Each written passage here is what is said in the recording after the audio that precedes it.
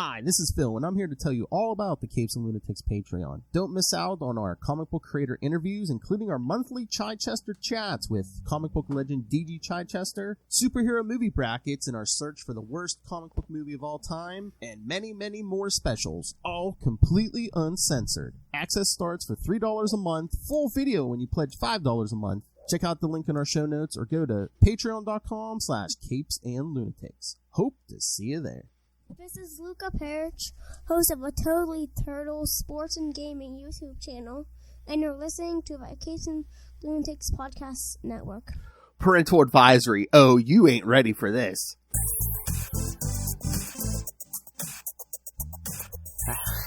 Hello, and welcome. Again, you've been warned. You ain't ready for this. All right, welcome back to the, welcome to the first episode of Salty and Petty. He's, of course, a little bit petty, and I'm a whole lot of salty. That's right. Salty little Hellfire and Petty Phil. How are you? How are you? Ooh, you guys are in for a treat. I don't know if any show after this is going to match your rant snuggie of this first episode. So you're setting a high bar in ranting. Well, it's not even ranting. It's full out boycott. I'm calling for a boycott on the very first episode. So, Phil and I had planned for at least the first 2 episodes of the show to be together. But a certain airline, let's call it Northeast, just refuses to get its shit together. So, my flight was delayed, and not a flight can go out for a whole week. So, we are not going to do the first 2 episodes side by side together in the same room, but we will, when the weather thaws out, definitely try to rearrange that plan. But for now, yeah, and it's like, I felt the rage because, like, I actually bought a coat. If you guys don't know, I live in Florida. Phil lives in Pennsylvania. I actually bought like a winter coat, like the hat, the gloves, like the little scarf. Like I even made sure that the gloves could, like, you know, they have the little thing for your phone. So it's like I bought boots. the whole shebang. You know, I spent a lot of money on like winter clothes, and I had been packed for a week. Like literally, was just sitting by the door. I went to the airport extra early just in case. Oh, yeah. Oh, well, you stay. Yeah, I don't know. I mean, it wouldn't have been as bad, but it's supposed to get warmer as the week progresses. Yes! Yeah, it was like in the teens on Monday, and then by Friday, it's supposed to be in the 50s. Yeah, same thing here. So it was literally like, I woke up at like, I think it was like 4 a.m. It was literally below freezing in Florida. And I'm like, I was shivering the whole day because, you know, I don't know if you guys fly or not, but like, you know, they keep the terminal doors open, and it's just really cold for the most part in the airport. So yeah. Especially in the wintertime. So, yeah, I'm just super, super disappointed in Northeast. Fuck it, I'll just say it. It's Southwest. You can fight me. I call for a boycott. They kept saying that it was weather delays, but it was really a staffing issue. The more that you, like, put the pieces together and you heard, like, you know, like the people that make the announcements and the flight attendants on the side, you kind of start to put together this picture. And then it was even worse in places like Dallas, Denver, like literally the day before Christmas and Christmas Day, there were people sleeping on cots in those airports because 500 people did not show up. Wow. 500 people all together called out. What does that seem like to you? A strike. They're unionizing, and they should. You know, flight attendants and just get the shit end of the stick. They literally get radiation poisoning from flying so much. I forget the specific kind of radiation, but yeah, they get it. Well, yeah, I mean, that's it's the same thing with like pilots and stuff, you know, that it's low level radiation, but they're doing it every day across the country, sometimes across, you know, oceans and stuff. Like, yeah, they're treated like poop. They don't get paid when they show up. They get paid when the doors close and open. That's the only time that they get paid for. When they're training, they don't, they have to live in like flop houses for like 6 months of their first training. They don't have a home. They have nowhere to go. They're just bouncing through all these little flop houses like they're, you know, women of ill repute from the 1800s. Like, I just can't. I feel bad for the flight attendants, but I also felt bad for the family. So it's a no-win situation all around. Well, yeah, I mean, yeah, I feel bad for everyone stranded, yourself included, but and again, people aren't striking when they're happy. I mean, it's money, it's benefits, ever since, you know, like right when the before times, it was bad, but now it's really bad because a lot of people died and they didn't replace those people and they overworked these people. And a lot of people, like one flight attendant did come in for a Fort Lauderdale flight and she did it for free. She did it for free because those people had been stuck in the airport for 3 days. She shouldn't have to do it for free. Give that woman overtime. God bless. Oh yeah, give her like, some kind of bonus. I don't know what we're gonna do about the airline, but I say that the country needs light rail. We need to invest in light rail, like Europe does. Yes. And we wouldn't have this problem. Yes. Oh yeah, they would have to get their act together. Like a train to Pittsburgh would have been like $400. A train? Excuse me? Yeah. And it's not even a sleeping car? Excuse me? $2 extra $100 and I can go all the way to California. Yeah, our infrastructure is a problem in America, and yeah, like I said, because of COVID, so many people died and we didn't replace them, and we're overworking all the other people, and then we're not even appreciating the people that we're overworking. Eat the rich! Again, this podcast will be your weekly reminder to eat the rich. So if you're rich, donate to us so we don't eat you.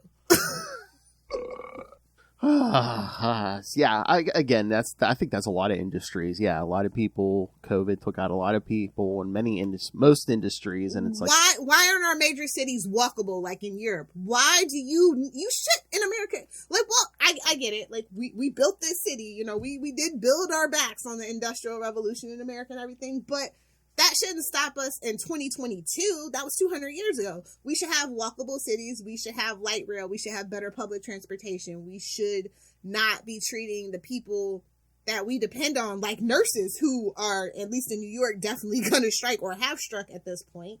Probably. Well, they're overwhelmed with RSV because, nobody's masking anymore. COVID's over. No, it's not. We're literally in the middle of a COVID winter right now, and that's gonna be the new norm, unfortunately. Anyway, I just don't get it. Everybody's like, oh, there's no money. Where's the money going? Like the Pentagon literally said they lost what was it, like 500 billion?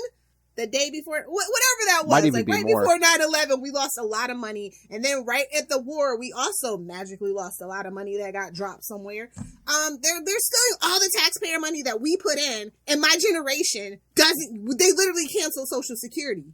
I knew that from a young age that I was never going to have Social Security, but to actually have it, screw you. like to actually get the confirmation that, yeah, Social Security's done. We're out. You guys are officially screwed. And then boomers won't retire. Gen X is absolutely useless and apathetic. They don't care. They were looking forward to nuclear annihilation their whole damn childhood, so they're no help. Gen Z is running around trying to do the best they can, and we're just like, yeah, burn it down. I wanted to seem the worst way, but I mean, for show content, I think it might have been the best thing to lock you in an airport all day. Yeah. She's full hot, kids. She's full hot. Yeah, last night, I thank God, I had time in the line when I was trying to figure out what was going on and if I could get a ticket or not. And unfortunately, I couldn't because their whole system was fucked. Yeah, I had time to calm down, and it's not the people at the kiosk's fault. They're doing the best they can. They literally have thousands of people very, very irate and angry, obviously, and they can't do anything for them, Yeah, like I said, at least you're home. At least you weren't stuck halfway. At least I was at home. Like I said, and then there's this is why I just really, really feel like eating the rich. Okay, so the car rentals literally skyrocketed. So anybody who wanted to drive had to spend minimum $500. Oh yeah, just to get a car. There were no hotel rooms, all booked up, all super, super expensive. When I looked at it, and I was like, why is a Motel 6 $200? It's not even a Studio 6. Now, this is Studio 6. Okay, fine. If you know, you know. But regular raggedy ass Motel 6 that ain't been updated since 1984. Wow. No. Absolutely not. Absolutely not. And I know you hate humanity, but I mean, you could have rented out a second bedroom with Hellfire for or a third, yeah, for some coin, yeah. I mean, I thought about Airbnb, but again, I'm not that kind of person. It's eat the rich. I don't appreciate. If it's a mutual aid thing, cool, but profiteering, no. No. I just couldn't. I couldn't have the heart. And of course, I have 4 dogs who don't like people. Hey, so, hey, that's security. It's like, hey. It is. Hey. I have 4 dogs who absolutely hate humanity just as much as I do. You could pay for somewhere to sleep for the night. And if you think about messing with me, my dogs will eat your genitals. Thank you. So yeah, I'm just really disappointed. I was looking forward to seeing Luca. I wanted to give Danielle her present. I got you a really cool present. I even bought your birthday present with me too. Wow. So, yeah, I was like, it's gonna be like a whole thing. We're gonna go to a hockey game, but I'm glad you guys are still going. I hope you really enjoy it. I love hockey. Mm-hmm. So yeah. I hope that sparks and hopefully like Luca will be like, yeah, hockey's cool, and he'll put it in his sports rotation. Probably. Don't tell him, but I bought him like a one of his gifts was like a little like hockey trivia book. Oh, and then also really? Wait, no, I think it was actually the Pittsburgh Steelers trivia book. I didn't end up getting the hockey one. Oh, okay. We'll get it again if he likes that one. I'll get him the hockey one too. But yeah, I think I ended up getting him the Pittsburgh Steelers trivia book. Oh, he'll like that. Yeah. And then I got him a little Troy Pomalobo like bobblehead. Okay. Thing. Nice. And then, of course, I got him the Hot Wheels game for his PlayStation. Oh, it was so cute. Him open up his present, by the way. Yes. He was like, I missed that thing. That's like when I opened my, my first, what was it? It was a Nintendo 64. That's all he wanted. Every day he's, looking under the trees. He's looking to see because, we wrapped it. Is that socks? I wrapped Better it. not be socks. Wrapped it and took it over to my parents because that's where he opened it at. Because he's, looking, it's like, where's it at? Because he's telling Danielle, he's like, they're on Amazon. He's like, you can get me a Christmas present. No, see how my parents used to freak me out with my big present. Yeah, it would never be in the house, and it'd just be socks, t-shirts, little books and shit, and you'd just be like, where is it? Where's that bike? Oh, he told my parents ahead of time. He goes, I would rather have nothing than clothes. Just wait, that's gonna change in about 2 years. Except the 2 shirts. He wanted a Justin Jefferson jersey, and then he got another NBA one. I forget which one, but yeah, he's like, I want a Justin Jefferson. Yeah, I am so super disappointed, but like I said, we're definitely gonna make that happen soon. Yes. Soon as the weather thaws out. Maybe we'll do a live broadcast from the side of the pool. Who knows? I was gonna say, Phil, we could always do it. We can do a Disney World vacation. Oh. Hey, Orlando's a lot nicer than Tampa. I'm not gonna lie. We got the Disney police. Even their downtown's called Disney Springs. It's really nice, actually. I like Orlando. It's just that it's literally in the middle of the state, and there's no water. Which, if you live in Florida and you don't live by the water, what the fuck's the point? Honestly, that's the only nice thing about Florida. There's water everywhere, and of course, Disney World smack dab in the middle of Central Florida, next to nothing. Which is the point. Fun fact, did you know the CIA bought Walt Disney all that land? Oh, really? Mm-hmm. Interesting, right? Aren't there tunnels? And all of a sudden, they're a propaganda war machine, if you look at all their films. I'm just saying, Walt Disney's a shill. Suck it, mouse muffers. Secret underground tunnels. Maybe. Children go miss. Lots of children go missing every year. It's like that Simpsons episode. Are they in It's the Small World after all? Singing? Maybe they did freeze him. Oh, there you go. There we go. Every couple episodes, we'll do conspiracy theories. Couple? I'm filled with them. I live in Florida. She lives in a conspiracy For theory. now. She lives in a conspiracy theory. Yeah, this whole state. Don't even get me started. But yeah, let's calm down. So that was my rant snuggie. My snuggie rant. I will actually probably have a snuggie for the next one. Well, that escalated quickly. Oh, by the way, you like my t-shirt? Yes, Hawkeye. Oh, not With Kate Bishop. I didn't see this picture. Nice. Yeah, nice. I got it at Walmart. It was really cool. So yeah, I was like, oh, this is the one with Kate Bishop, because of course my new Christmas tradition is watching Hawkeye. Oh, really? Oh. Yeah, I told you I liked Hawkeye. He's my favorite Avenger of the MCU. He's so disregarded. Yeah. Oh, everybody hypes up Bucky, and I'm like, they literally look alike. So what's the difference? Oh. I know Jeremy Renner gets mad when he looks at Sebastian Stan. He's like, I was a model too. I never really got the Sebastian Stan hype, so you can hate all you want, but it's the truth. Shop, you like a short king. I do, just not that one. Oh. He's not even short though. Like I said, he's like 5'11". So yeah. Oh, I didn't get down, but up on the shelf, you probably can't see it. It's kind of dark up there. But I did pull the trigger. I got the mullet Superman Funko. Nice.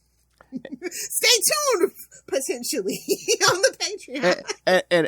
And again, just to stay on brand, I got the Kyle Rayner from that series, the mullet Superman, and of course, just to stay on brand, they had to get the Batman, my favorite character. Oh, I got can you guys see that? Oh yeah.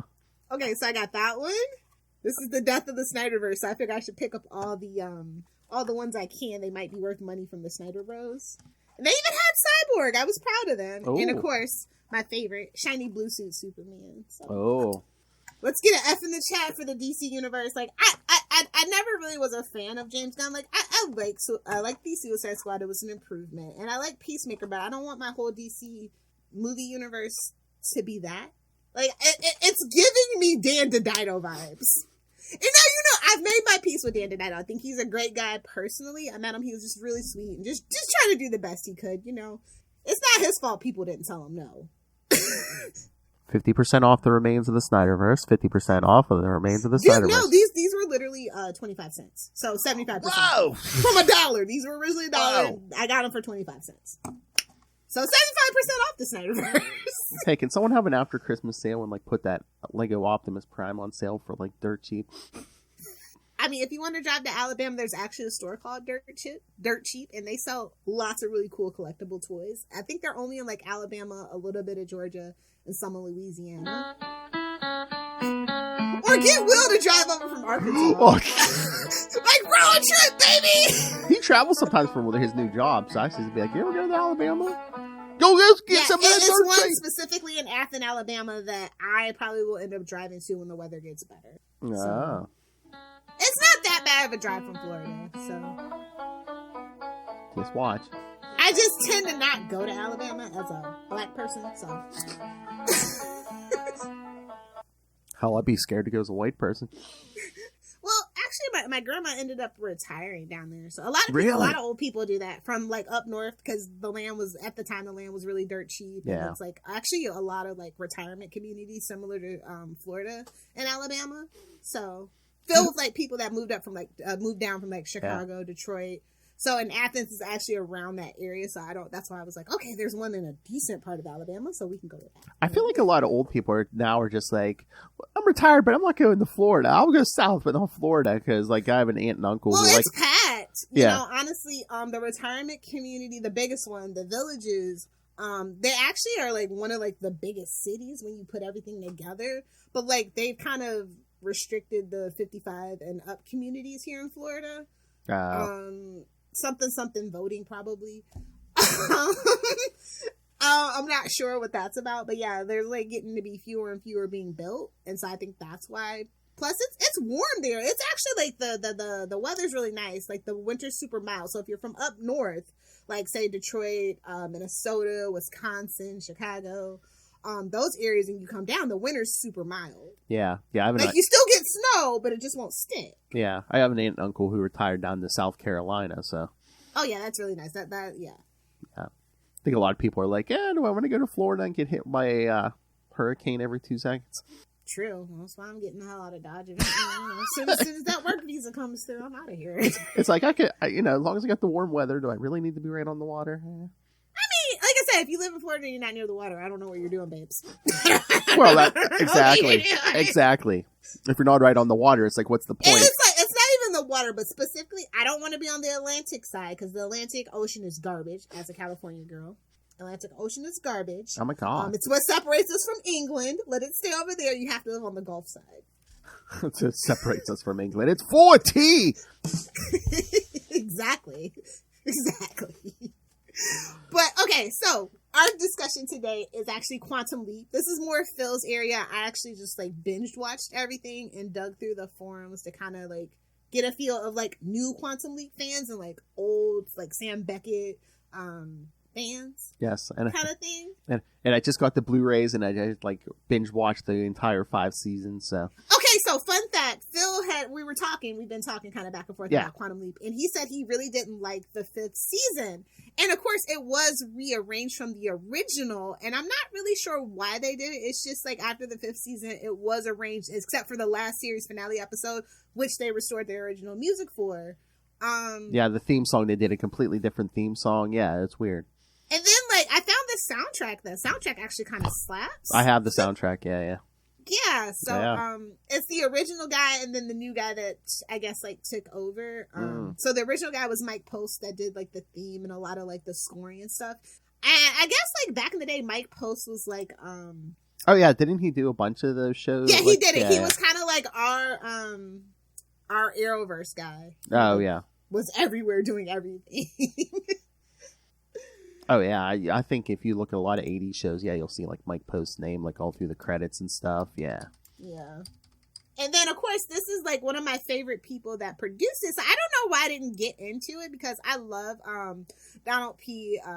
Belisario. Mm-hmm. Shout out to his daughter Trojan, who is from Pretty Little Liars, but he also is responsible for the not the NCIS, the CSI franchise, which in my day, back in the day, that was my jam, the whole franchise. I'm talking from top to bottom. I'm talking regular original Las Vegas, and then all the spinoffs, including Cyber with Bow Wow. Don't judge me, but that was my franchise, because of course they had a Florida one, so that was my franchise. So I was really surprised at I don't know, it's just something about Quantum Leap I just did not like. And you know what it is? I just, not to be that person, I just never really, Scott Bakula, he's just not really, his facial structure just doesn't pull me in. Oh, damn. Scott Bakula cannot get it. Whoa. And then, to top it off, later on, he goes on to do the worst Star Trek show. Yeah. But in his defense, they didn't give him the best Star Trek either. Exactly. He should have known. Right, that's true. And I do feel bad for that series because their series finale is a Riker memory. A holodeck, what is that? A holodeck, yeah. We're gonna have to do some We other already know the answer to it too. We did that in Next Generation. Eventually, we're gonna have to get an Enterprise in here, yeah. Did you see the new comic book that just came out that actually kind of talks about what happened with the Illyrians when he met them? No. Yeah, go pick up the new Star Trek comic book. It's not by our original friends. There's some other people, but it's really good. It's only on the first issue. Yeah, so. I'll be going shopping this week. The trips I was supposed to make with Lilith, but I'll do a few things this week. I gotta show you. I'm actually in my Star Trek bag right now. Oh! They're all of them. There's the ones from the movies. Hey! I don't think the JJ verse. I don't think he sent me a list yet. But you know who had some old Star Trek comics? The Marvel ones. I've been looking for the Marvel ones. You know what? I think he might. Rob Southgate had a bunch in his garage. He's looking to get rid of. Okay, cool. Yeah, so once he sends the list, we'll go through. Yeah. Because for sure. Yeah, because I think they were the Marvel also ones. Something you might really like. I got for Christmas. I saw that in the store. I saw that in Walmart. I almost got that one day. Yeah, I was like, oh my god, I love it. I know. I saw that in Walmart. I was like, oh, I should get that. And bless their hearts, they tried. Oh, I saw that too. But I specifically saw that too. Pen. So yeah, I saw that. I don't know about the mug, but I definitely like the pen. Mm-hmm. I was like, oh, you guys tried. I love that for you. Yeah, like I said, I got that 90s JLA Funkos. Well, I got this mullet Superman, the Batman, and then Kyle Rayner's over there. Yeah, I can't wait to put this one up. I wish they had the actual. You know what they need to do? They need to do the actual big star. You know how they have the big giant Galactus. Yes. That's what I actually want. This would be cool if it was that size. Create it with all the Funkos and a giant Starro one, yeah. Yeah. Dear DC, I'm giving you free ideas. I'm surprised they didn't do that already, especially after the Suicide Squad movie. Yeah, but at least... Exactly. Exactly. The name recognition's out there now, so... No, exactly my point. Yeah. Anyway, so yeah, I don't know, I think that the series overall is really, it gets kind of weird after season 3. I don't know what that's about. I really couldn't put my finger on it. Well, starting with season 4, like when he leaps home, spoilers, when he leaps home and stuff for that episode, that they kind of start showing the project a little more, not like the new series where they show it every episode, but yeah, I mean, they start showing the project more. And I don't know if they were like battling cancellation or they were just like, they definitely were. We have to step it up and stuff. Yeah. But that's not really what the fans wanted, though.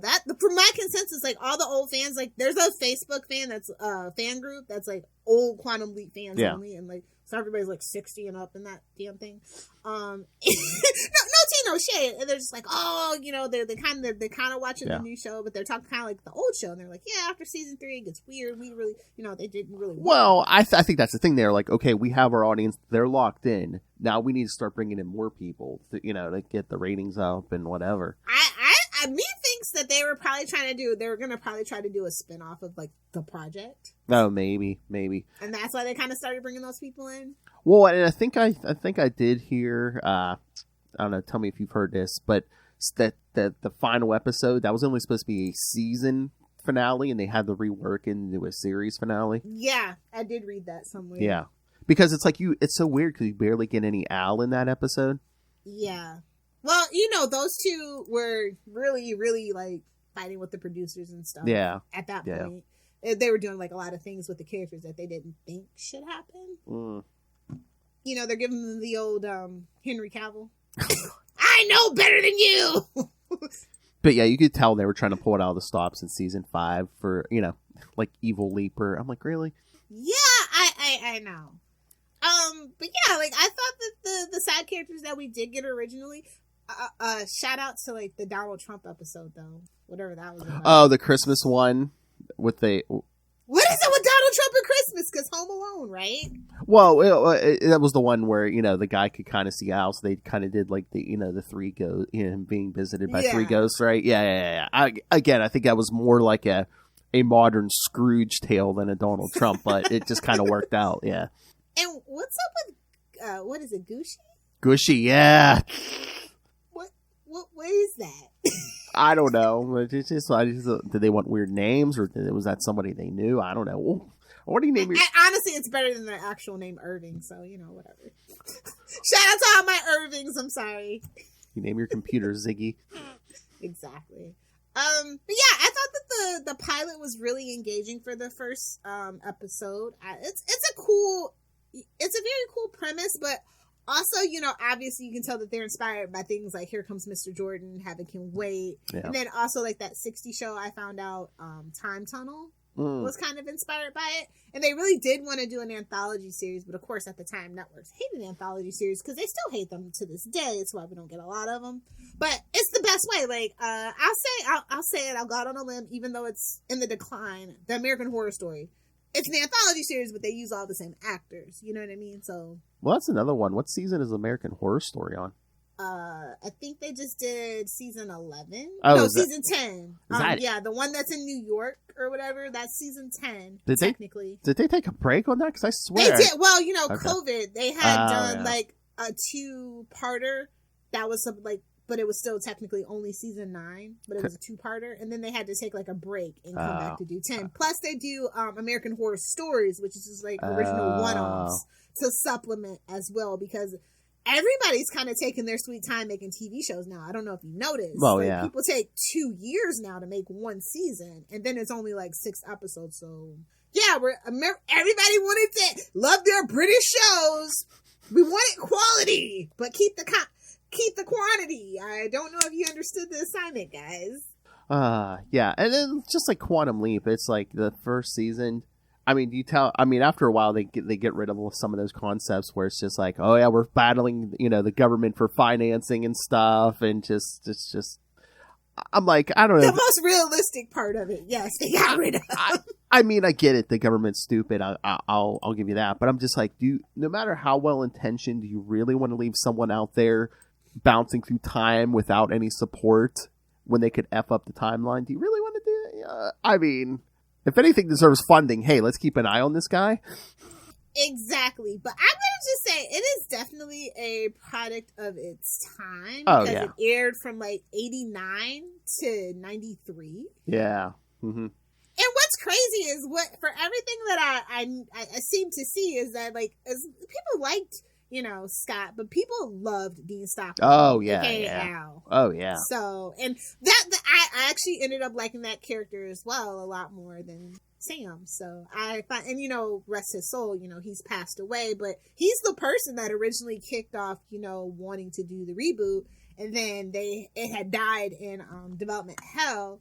Yeah, they were spinning their wheels. And he wheels. did get to see like the first scripts, and he said, "No, this is not really what I had in mind," which is why Scott is kind of like very resistant. Yeah. To the whole thing, if you've been following, he's just been kind of like, I don't really want anything to do with the show, especially since Al has passed away, and he said he didn't really like the direction that he thought you guys might go. But now, like with a lot of fan pressure, I feel like we are gonna rescue Sam Beckett, whether that is the series finale of the new show or something, and then they bring him in, for like the final season. I feel like that's really what all this negotiating and all the writing is leading to. I do like that they pulled in like old characters. Oh yeah, like and they're like, we don't know what their motivations really are. We have, of course, Al's daughter, right? Yeah. Yep. Okay. Yep. So it's really like it's really cool that they kind of like brought her in because of like how she was conceived. That whole thing. I like when I got to that, I was like, no fucking way. Modern TV would never. Like that was the thing that really threw me for a loop. That's when Quantum Leap. It didn't jump the shark. It just was like, okay, they're doing anything they can.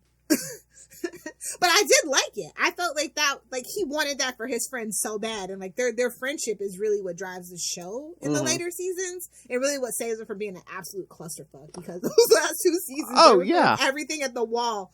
But it really did end up being about those two's relationship and how much they really cared for each other. And you just don't see bromances like that on TV anymore. No, like you said. Like, there's no sexual tension or anything like that between them, like modern TV shows would totally do.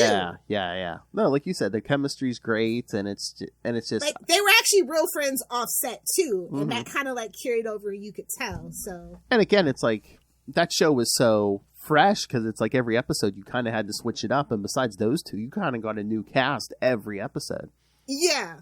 Which I think that's probably a budgetary thing about why networks don't really like doing anthology shows, especially if it's like every single week.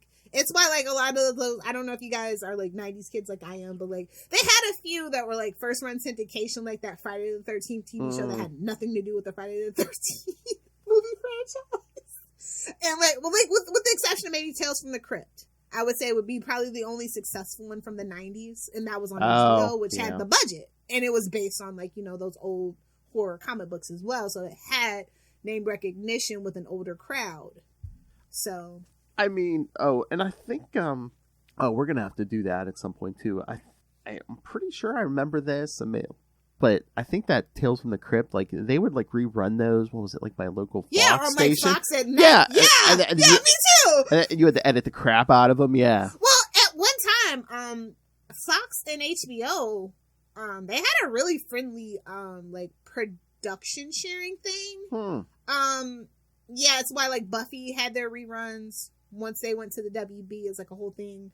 But yeah, they had like Martin was a part of that like HBO Fox like production merger thing. So yeah, back in the day they had like a really friendly because of course they didn't have any network like regular network companies. So I think that's why they formed that kind of alliance. Yeah. But yeah, me too. I was like, I know it. After the news, woohoo! I know. I think it might have been Saturday Night. Yeah, wasn't it like competing with like Saturday Night Live at one point? Yeah. At one point, yeah. This was before Mad TV. So yes.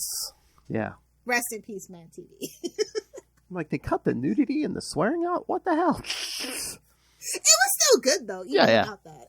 But yeah, when I saw it on HBO, I was like, oh my. Oh my. Yeah, because when I was growing up, we were a Showtime family for a very long time. And then we got the full packages with like Stars and HBO, and I was like, ooh, HBO. After dark. Oh yeah, at first, like it's like my parents didn't get any of those premium channels. I'd run down to my friend's house who had HBO. Yeah, I was a Showtime family. Ooh, fancy. And now I can't stand CBS or Showtime.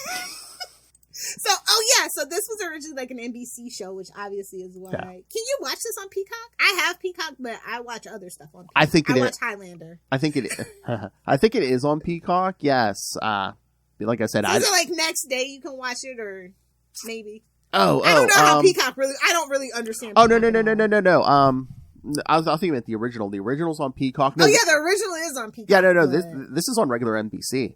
No, I know, but like some of the shows that they have, they like do like next day. They don't want, because they don't. NBC is not a part of Hulu anymore. I really don't have Peacock, but I think it. I have it. I'm gonna have to look. Yeah, it's got to go up there. Yeah, it's on there. Because the new season is coming, and I don't think I'm gonna be able to. Well, I actually got rid of my DVR on my cable package. Oh, but no, yeah, kids, when this hits the podcast, yes, season 1 returns today. So yeah, go make sure you check that out. And then they renewed it for season 2. So I'm guessing the numbers must be there. I really feel like there has been a lot of like I wouldn't say squabbling. I'll just say negotiation with Scott to get him to come. He made like that big statement about how he didn't want to be a part of it.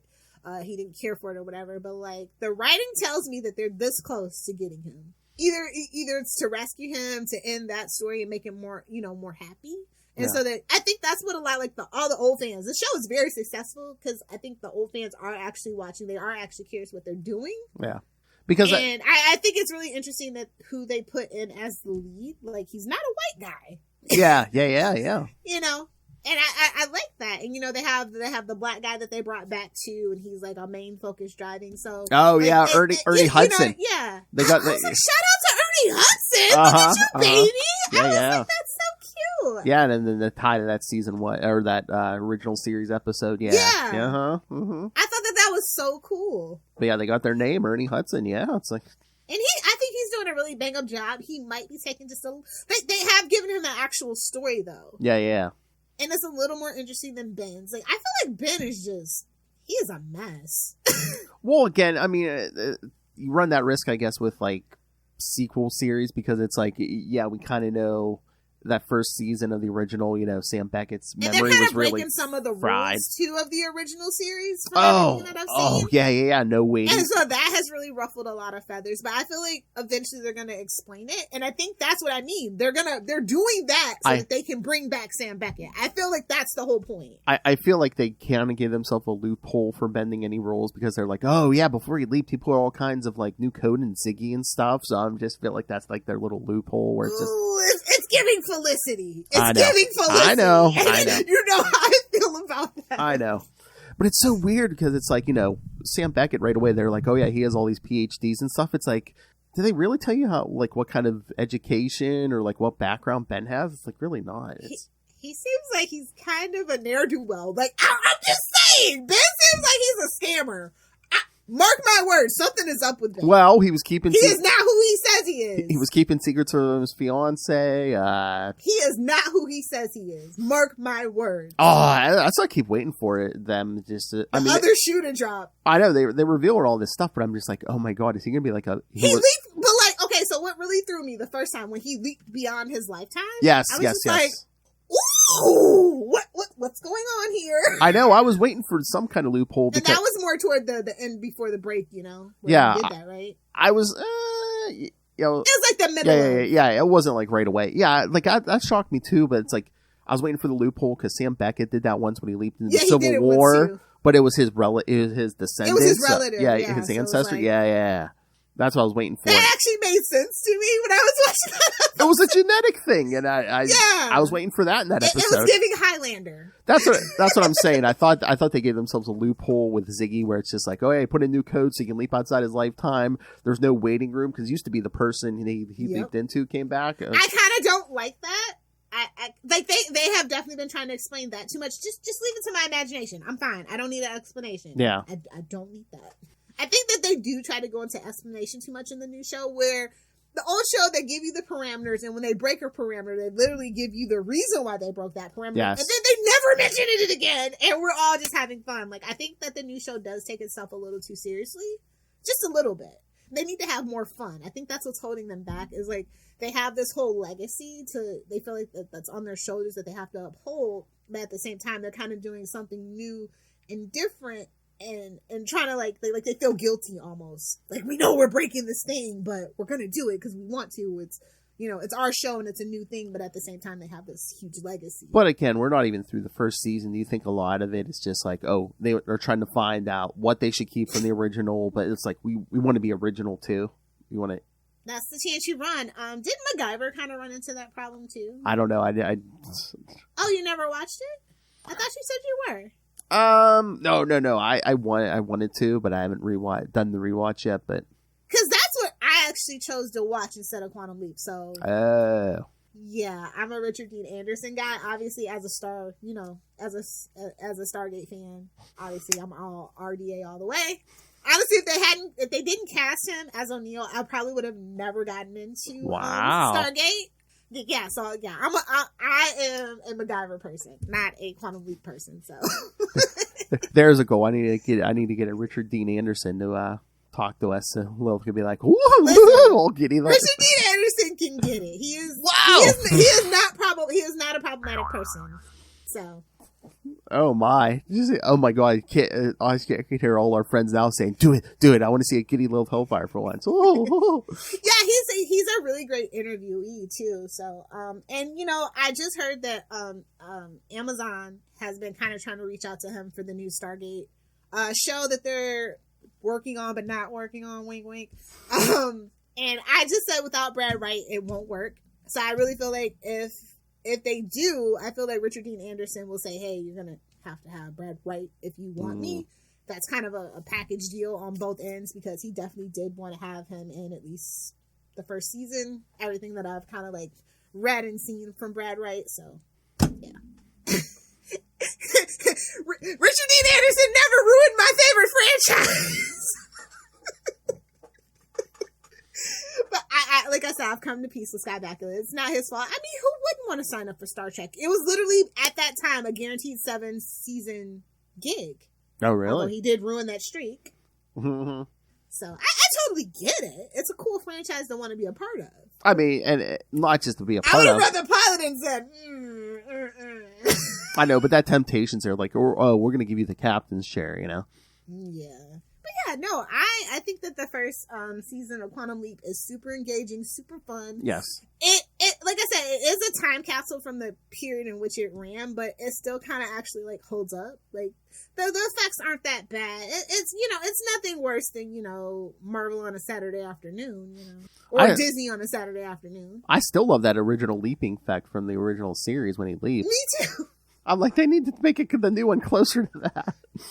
Well, it's crazy. Like the more technology we get, the worse CGI gets. What the F is up with that? Like what's like you really? Shout out to Black Panther and Wakanda Forever, but your CGI was god awful. Oh. For you guys that have the mouse behind you, that CGI was terrible. Terrible. Go buy some technology from James Cameron, for the love of God. What are you doing? Why? I heard a rumor. I mean, tell me if this is true, that a lot of times the CGI is not as good as like they really work those people to death, like the CGI people. Do. Yeah, and they don't get paid a lot. Their union they need better union representation, as far as I'm concerned. But yeah, same thing with like animators and stuff. Like, because it's not real work. Yeah, it is real work. It's hard work. I don't see you doing it. Yeah, exactly. I mean, it's painstaking time and detail. Yeah, but like, yeah, it's what it is on that. But yeah, like I said, I really thoroughly enjoyed binge watching it. And like I said, the new show, it's cute in its own way. I'm interested to see where it goes. I feel like I know where it's trying to go, and I hope that they do rescue Sam Beckett and he becomes like, even if it's just in the background, like maybe him and Ernie, like romance going. And, like, he, gets close with Al's daughter if they do bring him back. I think that would bring the series full circle. Yes. And, obviously all the old fans kind of want a happy reunion want a happy ending for him. Yes. Because it's kind of sad. Like, honestly, for that to be a series finale from the early 90s where everything wrapped up in a tiny little bow with very few exceptions, like maybe that show Dinosaurs where, it's the meteor that kills the dinosaurs. Yeah, I watched that as I don't know, like an 8-year-old or something. Oh yeah, I mean, yeah. Ooh, talking about TGIF. We're definitely gonna have to talk about our favorite. Oh, that. I mean, I remember that one as an 8-year-old sitting in the theater. It's like, Wait, Optimus Prime is dead and not coming back? What? Yeah. Gen Alpha could never. When we all learned about Death Kids. But no. I mean, for me, it was Bambi. Hey, but... I mean, at least they tried to do a series finale for Quantum Leap, even though it was just a black screen with like a sentence across it. You know, spoilers. Sam Beckett never leaped home. It's like, wait, what? What? I know, like a gut punch. I'm just like, what the hell? And then it's just like, oh, we're done. I mean, even though I knew it, obviously, because I was like researching and stuff, and I was like, damn. I mean, it's almost as bad as the finale. That's like, Oliver never saw Felicity again, although that's a happy ending. Yeah. That would be the equivalent. That's a little happy ending. I mean, it was almost. On Flash. I mean, that Quantum Leap was almost as bad as The Sopranos. Like, at least they gave you a sentence across They're the black screen. No ambiguity here. Yes. No. He never got home. Like, you sons of bitches. Hey, You could have let me have it. Oh, you know what I was watching 2 mornings this week? Sci-Fi was playing in the morning. That never got a proper series finale. Hasselhoff on Knight Rider. No. As somebody who was born in Germany, do not get me started on Knight Rider. Although I will say, shout out to the reboot they did in 2008. That was a really good show. Yeah. Surprisingly, one of the better remakes. We're gonna have to. Although it wasn't even a remake, it was a sequel series. We're gonna have to do something like that with, like we're doing this episode. Oh, we are the original absolutely. in 2000. Yeah, because that was my jam back in. Yeah. I was shocked that I liked it. Honestly. What, the original? The original? Yeah.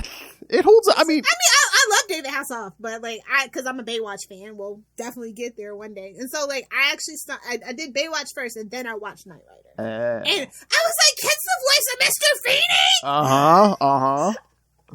Yeah, I was like, sweet. I mean, considering that thing was out in like the early mid '80s, I mean, it's that car. I still want that car. Like, let's all be honest. Oh man, yeah. As like a 6-year-old, I was like, I know that there's like a guy who collects. He's the same guy that has like the original Batman '66 car. He has the original like. Yeah. I don't know if he ever sold it, but I remember that guy. He was like collecting like famous TV cars. Oh yeah, like a little museum. I've seen Kid at least twice. Yeah. Yeah. He used to bring them like cons and stuff. It was matter of fact, that con me and Kelly went to back in the day at the Indiana. Forget which one, but it was in Indiana. He had it there. Mm. That was like at least 10 years ago, though. So I saw it at a car show as a kid, and then like maybe a few years ago, I saw it at there was a con up here. Yeah. I got rid of my. Honestly, they don't make TV shows like Quantum Leap, like Knight Rider anymore. It's weird, right? They merchandise. Is it too cheesy for modern audiences? Because even like now, which is why I kind of like stopped watching like Law and Order SVU. It's like everything that made it great, they kind of took away slowly but surely, and they tried to like really like modernize it. And it's just like they're afraid to be too sensational with it. Like that was the whole point of it, ripped from the headlines. You know, they've really like kind of downplayed all that now. So, I mean, it depends. Like I think as like different writers ever come and since go. Cragen left, it ain't been the same. That's all. Well, actually, Munch and then Cragen. Yeah, or as writers come and go, you know, sometimes it's more focused on them, sometimes it's more focused on the case. Yeah, I mean, the focus always kind of shifts. So but it's always about Olivia, baby. Oh, please, our favorite Nepo baby. Oh. Shout out to our favorite Nepo baby. Oh, please, once Stabler left, they're like, oh, we have to hold on to her, like grim death, you know. I think it's the other way around, but that's none of my business.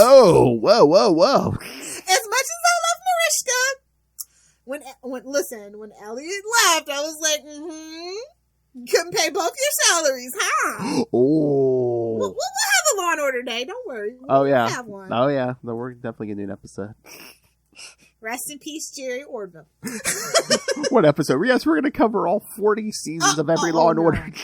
Oh, no. We're going to cover the Dick Wolf universe, though, for sure. That's going to be an ongoing thing on this podcast. So if you are into propaganda, stay tuned. Oh. It's my favorite propaganda, to be fair.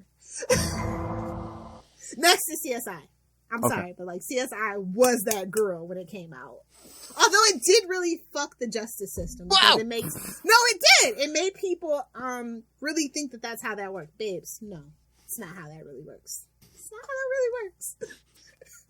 How many shows? The CSI effect. I remember there were always like at least like I know Dateline did a whole thing about it, and I love every show where it's just like, here, zoom in on that screen. It's like, babes, that's not how zoom in. They don't even have that on CCTV. I hate to be the one to say. Now they do. Now we have 4K. 4K is really not even. Oh, and it comes up all nice, crystal clear too. It's just like, ooh. But even then, you can't really punch in that much. No.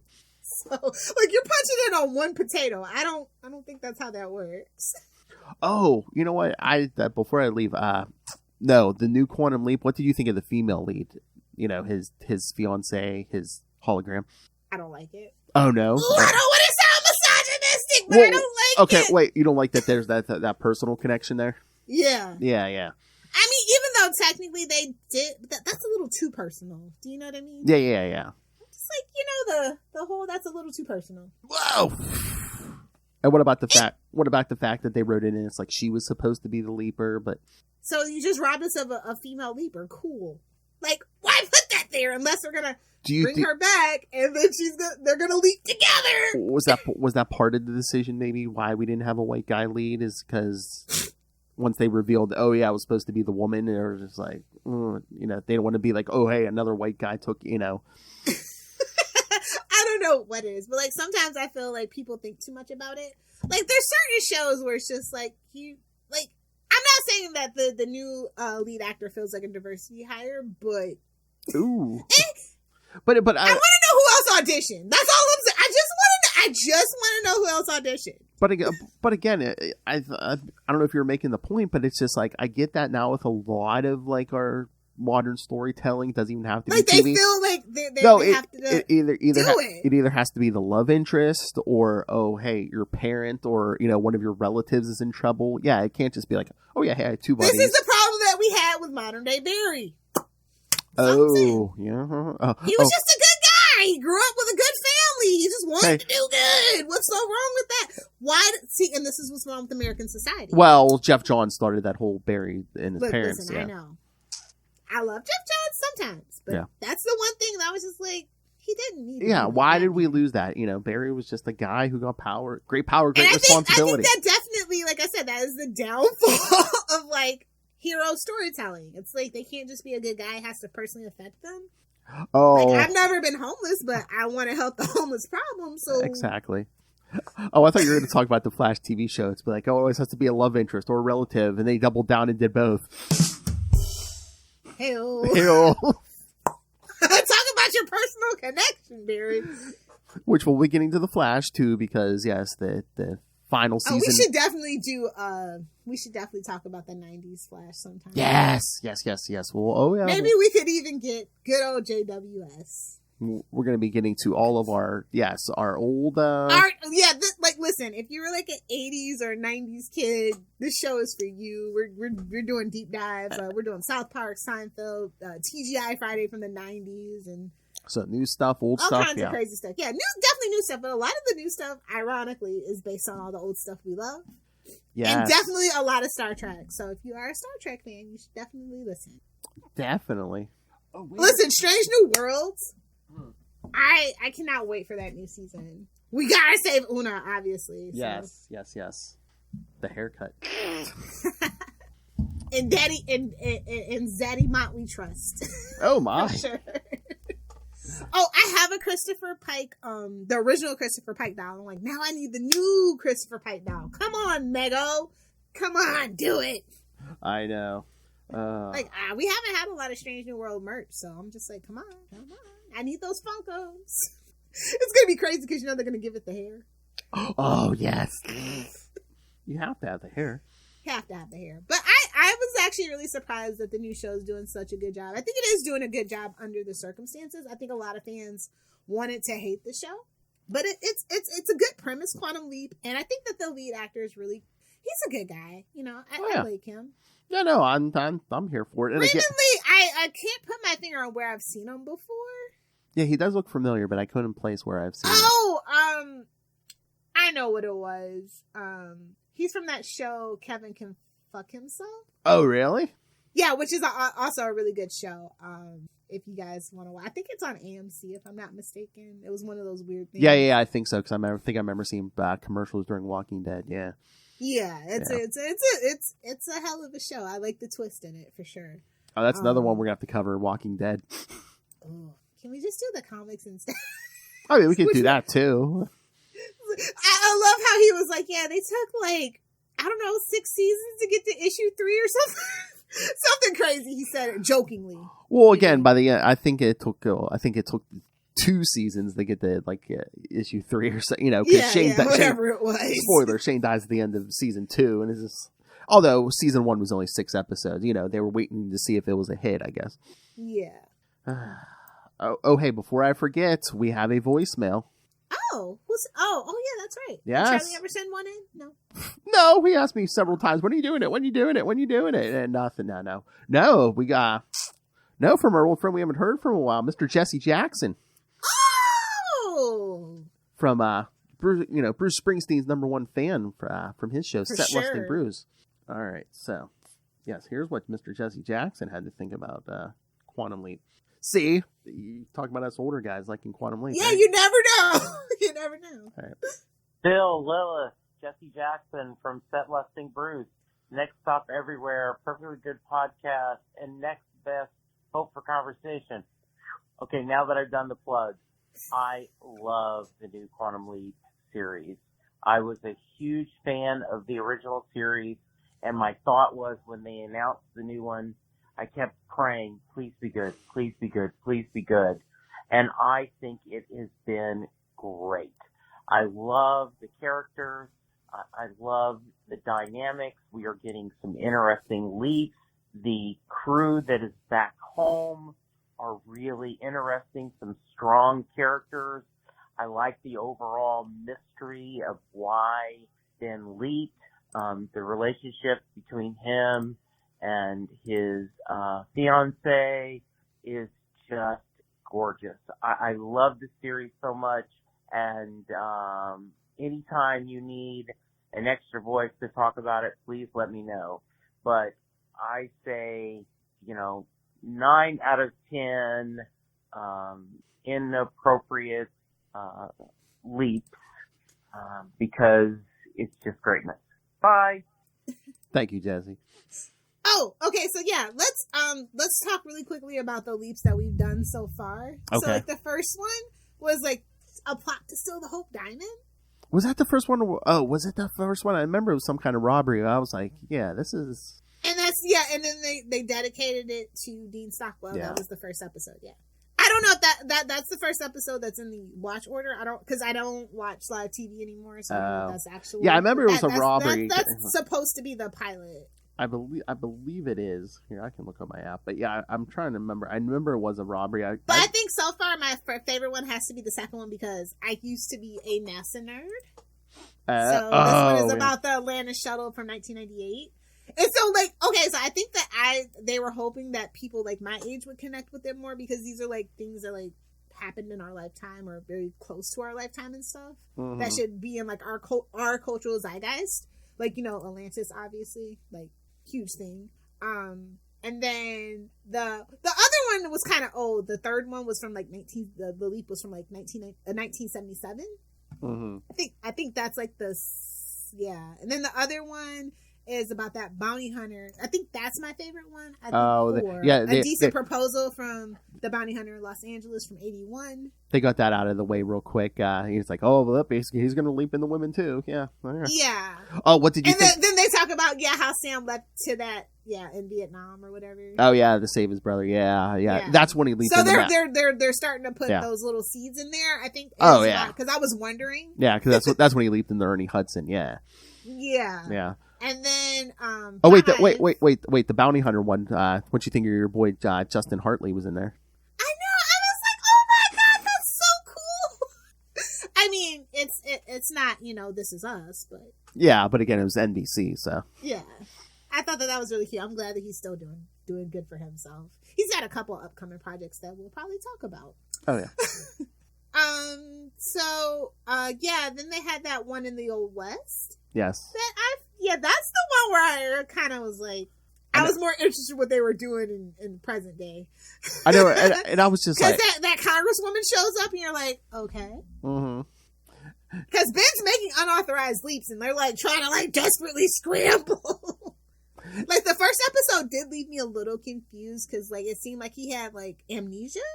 I don't. Well, yeah, because I mean that was the original gag where it's like when Sam leaped, his memory was all Swiss cheesed, and he didn't even remember leaping in the first episode, and he didn't remember who Al was. He didn't remember his last name in that first episode. Yeah, so they were kind of trying to do that, where it's I guess they're trying to make it like a puzzle thing. It's like now in the new one, every episode a piece of his memory comes back and stuff.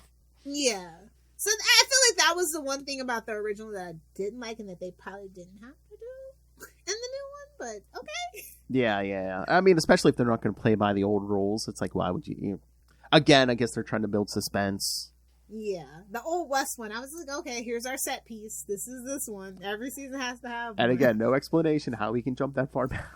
I mean, we'll probably get it at the end of the season. I feel like everything they're doing is leading to whatever they want to do for the end of the season. Mm-hmm. So I think they're gonna probably reference back to that. Yeah, for sure. Episode 6, that's San Francisco earthquake. Yeah. I actually who was it? It's like my aunt or somebody was actually in that one. Oh, really? Yeah. So that's crazy. Oh, and then the exorcism one was episode 7. That actually. I love that they titled it "Oh Ye of Little Faith" too. And that actually dropped on NBC on Halloween. Oh yeah, that's right. Because it was a Monday. Yeah. Yeah, but like that was definitely like a plot for Family Money. So I thought that was really funny. It's like, interesting. I said, I'm not really familiar with the main actor, and I was really surprised that they kind of went with an unknown person. Yeah. I think that's been my biggest surprise. But like I said, they got Ernie Hudson as the surprise guys, I think. So that's probably why. Maybe. And again, it's like, Ernie Hudson's an older gentleman. So I'm like, maybe they're just like, yeah, well, if we're going to, Just in case.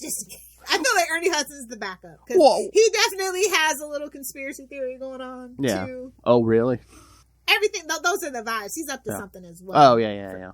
I don't know. Sometimes I like a lesser known person just because it's like if they're too well known, I just see that person. I don't see the character. Tom Cruise effect. Gotcha. Yeah. Or The Rock at this point. Oh God, I just love that everybody's on the Rock hate train, but I've been on that hate train for like 6 years now. So welcome to the party.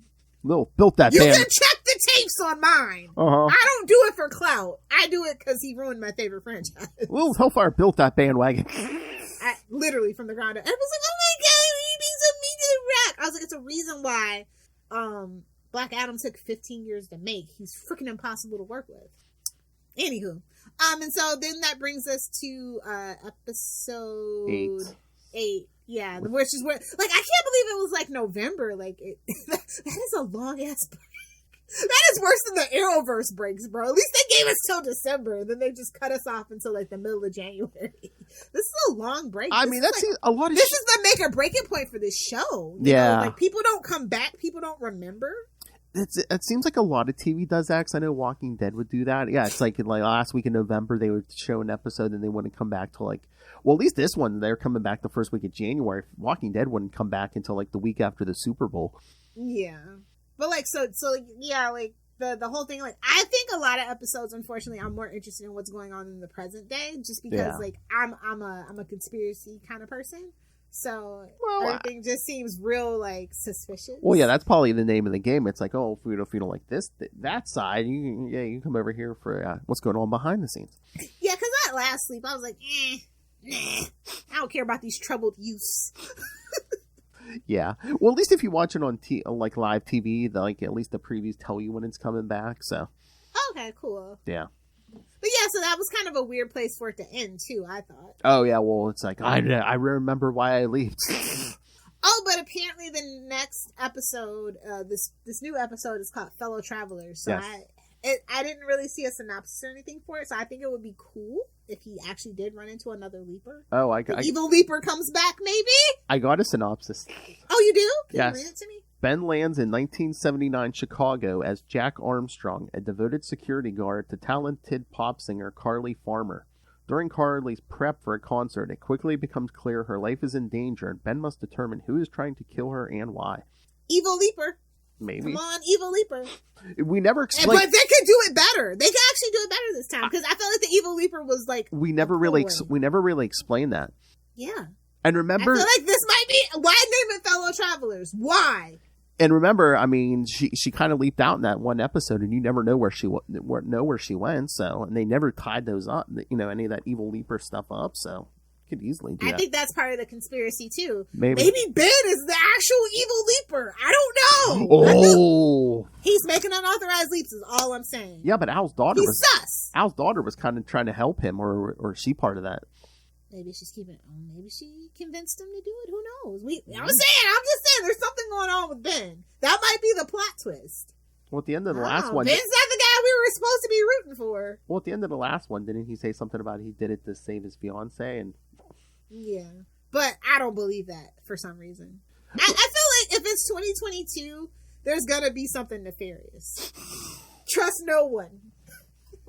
But no, like I said, I think it managed to capture kind of the charm of the original, but like they are still on kind of shaky ground because it is the first season, and TV is hard now. You know, some people would give a show. I know people who literally gave Agents of S.H.I.E.L.D. first season 16 episodes to get good. I gave it 3 and said peace out.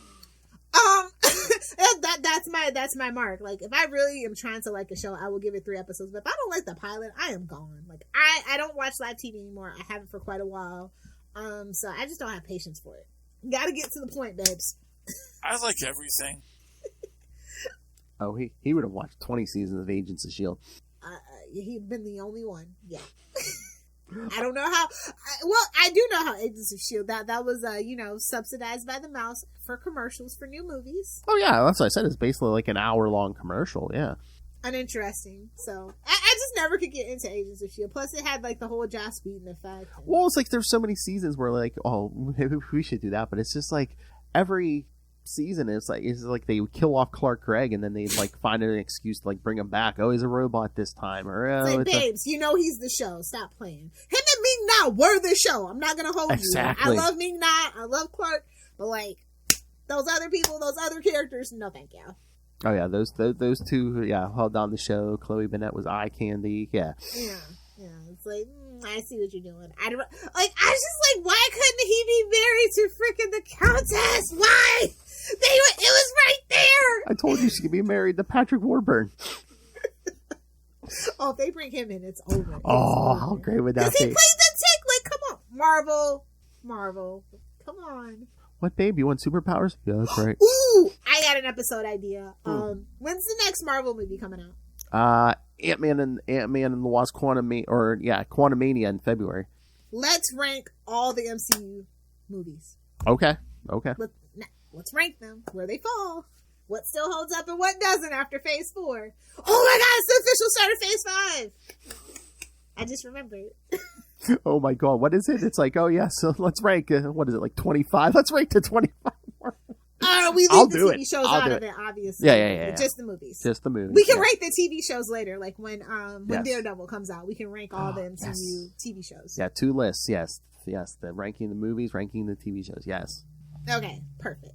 But yeah, no, I think that if you like a good... I think that I watch a lot of sci-fi shows now, modern day, because I'm trying to keep that genre alive. It is so, like, networks are so resistant to doing, like, sci-fi and fantasy. They feel like it's not a good return on investment. So I do want to support all sci-fi shows. Yes. Even if it's not as good as I think it could be, I want to give it time to grow into a good show that it can be. Because a lot of my favorite sci-fi shows, like, Babylon 5 and all, I'll even go out on a limb and I'll say, no, I'll just stick to Babylon 5. I won't go there about Farscape because it was never going to be a good show. I mean, I wanted to have time to grow because I think that, like, I learned that with Stargate. It's like, it went 10 seasons, longer than any Star Trek show, right? And it had 2 spinoffs, it had TV movies, it had all this because the fans supported it. And I just feel like if you don't want it to die and you want it to be relevant for your kids, you just have to kind of like put in the time, put in the work to let the networks know, yes, we do like this. Yeah. Especially since NBC is very notorious for canceling sci-fi shows as well as like superhero shows. Rest in peace, The Cape. Rest in peace, Constantine. I literally stopped watching NBC when they canceled Constantine. This is like my first time like watching an NBC show since then. That's not Law and Order. Constantine in the Real Cape. talk. I remember Constantine in the Cape. Oh God. Yeah. But no, I love Quantum Leap. I mean, I was into it. I mean, if you guys can find the tie-in novels, I'm so mad I sold those off. That's what I'm looking for next. I remember you mentioned it, and I was looking for it. I would love to find those them. again. I think my library said that they could get them from some library in Connecticut if I really wanted it. Oh, nice. So I'll see. Yeah, because I mean, they really experimented with. I mean, there was one leap where he leaps into like 2 different people. I mean, it's now were they canon? Like, did anybody from the TV show actually write it, or was it like some of those other books? Because like I have all the Smallville novels, both sets, and none of it is. Well, the first 2 in the second series are canon because one's based on the original pilot, and then the other one is like the follow-up episode, and then they all kind of just go off on their own. All right, I'm looking this up. I forget because I sold these. Because I know the Star Trek novels are not canon. I sold them. I was off. just asking. Yeah, I sold them off, and I'm so mad. Yeah. You sold them? Are you insane? I know. I am. I could never sell my Smallville collection. That's my prize. I mean, there's stuff I keep, and I don't know why I sold these off. Because you'll never find books anymore. Like I had trouble finding. Like I had like 3 missing from my Smallville collection, and it took me 3 years to find them. I mean, no, I went. There's a local bookstore we have not too far from here. I mean, you could find a ton of Star Trek stuff, but yeah, there was no Quantum Leap in there. I think that's where I even sold them to. But yeah, someone must have grabbed them right up. You know what? I don't know if it's there. You know what you should have done? You should have donated it to your local library. I should have. Yeah. None of the names are standing out. I don't know if it was writers from the show, but there are a lot of female writers on a lot of these. So. I'm gonna have to look into those books for sure. Yeah, I mean, I think it. And I'll get back to you. I'll see what I can. Yeah, there's something like 20 of them. Yeah. Oh, what? Really? Yeah. Now, were they written? Do you know if they were written after the show, or before the show, or during the show? Well, I think of course, the first one might have been like the novelization of the pilot or whatever, but I forget. I know I just picked them up whenever I saw them, but that would be interesting. I'm gonna definitely research. We're gonna bring that back around for season 2 of the new Quantum Leap. Mm-hmm. I'll try to see what I can figure out. And again, I mean, the last book, what was that, Mirror's Edge? It said, I do remember that. I kind of remember that one, but it's like, that's the other thing they did in the book sometimes where it's like, in the TV show, he never leaped, he was leaping in his lifetime. He never leaps past when he leaped. Some of those books, he, like the last one, he leaps into 1999 after he had leaped, so. Oh, wow. Yeah. That kind of, you know what? I think why I like Quantum Leap is because I actually like the book The Time Traveler's Wife. And it's kind of a very similar premise, but he's like a natural time traveler. Like he was born time traveling. Mm-hmm. And they talk about like how he only leaped like one time outside of his life, and it was to meet his daughter. Oh. Yeah. Super good book. The movie, not so great. Actually, the TV show that HBO Max canceled, which I'm pissed about, starring Theo James's butt, was really good too. Well, I think it is a weird story about a guy grooming his future wife, but if you can look past that, don't judge me. If you can look past that, it is actually a super, super, really interesting story about time travel. And I think that's probably why I like Quantum Leap, because I do love time travel stories. And I think because I think, of course, the books don't have that problem, because I think I read somewhere Belisario said like one of their biggest problems was like the budget on the original series. They would have done so. Because that's why. Of course, it's always about money. Yeah, that's why the new one you get like on the space shuttle. Oh, the and stuff. set is beautiful. Oh yeah. Look, listen, the CGI effects, and it's because it's its first season. As we learn with the Flash and Arrow, sometimes it takes a while for them to get the templates right and really figure out what works in lighting and what the like actual like actors and directors need to do. So I think as it goes, it will get better for sure. But I mean, let that original series look. Even like season 4 and 5 towards the end, it's like they show the project. What do you see? A darkened room with a console. Well, in it. That's a little different, especially when it comes to sci-fi shows back then. Yeah. Like they really didn't want to give them the budget, and the older a show gets, the less profitable it becomes, especially if it's a sci-fi show. Yeah. So if you don't have like a spin-off, like supplementing your budget and stuff like that, it does get a little rough. But yeah, I believe Belisario. But if it had been a major blockbuster ratings thing, they probably would have put more money into it. But yeah, like I said, struggled. I never. Well, they moved it around a lot too. That's the other problem. Again, like late 80s, early 90s. I mean, look what happened to John Wesley Shipp's Flash. I mean, one season they moved that thing around at least 2-3 times, right? CBS. Yeah. But I'm just saying. That's CBS. Yeah. But yeah, NBC was notorious for that as well. Because they were really building, like, I think they were living off of LA Law at the time and like Cheers maybe. Cheers was NBC, right? Yeah. So I think it was like Cheers, LA Law, because my mom watched that. Yeah. And ER. Yeah. Definitely ER in the early 90s. And that was the era of Golden Girls too, wasn't it? Yeah. Oh, you're right. Mm-hmm. Yeah. Oh, and then their terrible spinoff, Empty Nest. We'll talk about it. Don't think we're not gonna have a Golden Girls episode. Don't think about it. Hey, you know what? You know what? Betty White's birthday next year. We're gonna do it. Phil, mark that down. I watched some of those first run in Empty Nest. I know what you're talking about. Me too. Oh, listen, I was there. Like that. Who's the boss? Look, listen. I will watch it every week, and then I will watch the reruns. Oh my. Yeah, I'm a huge Who's the Boss and Golden Girls fan. It's unfortunate what Alyssa Milano's become, but oh my. Yeah, I think she was like my first girl crush. I loved Alyssa Milano when I was younger. She was really relatable. Not like that. She was the cool girl. Mm-hmm. Shh, we love Alyssa Milano, but please come talk to us.